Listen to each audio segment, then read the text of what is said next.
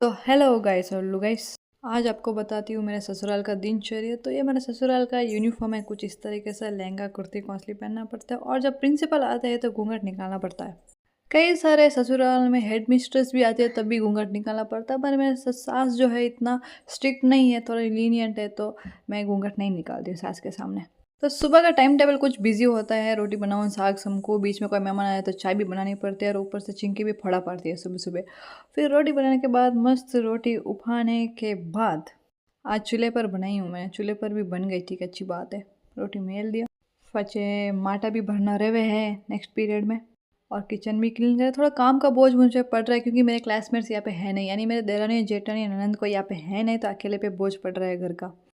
फिर मैं आ गई थी रिजगा में दोपहर के पीरियड में, थोड़ा बहुत रिजगा बाड़ियो। चिंकी परेशान करने लग गई थी तो रिजगा जो भी बाड़ियो तो है जो को लेना आई थी घरे। फचा आयन बनाई चाय, क्योंकि हेड मिस्ट्रेस यानी मेरी सास को चाहिए था चाय, और वो खेत में काम कर रही थी इतने धूप में अकेले, तो नींद आ रही थी तो बोला था चाय बना के लेके आओ। तो आई गई थी खेत में, यहाँ पे इतना सारा काम किया हुआ है, बिरली बार दी गई है, थोड़ा बहुत बेर तैयार हो जी, तो वहाँ से चाय लेना आई थी।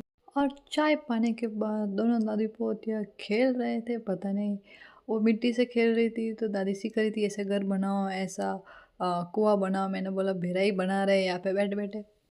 और चाय पाने के बाद आ गई थी वापस घर, थोड़ा बहुत काची भी रह लेती वो भी लेकर, इसका टेस्ट बहुत ही बढ़िया रहता है।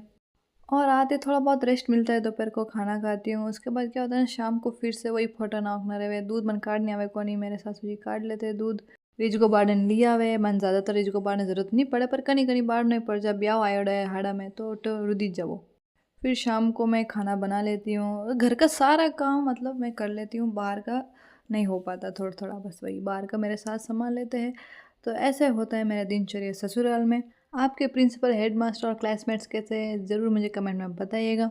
और आगे के व्लॉग में कुछ शादी के व्लॉग भी आएंगे, तो बने रहेगा मेरे व्लॉग में। तब तक के लिए हंसते रहिए, मुस्कुराते रहिए और जिम्मन ठोको जिम्मन।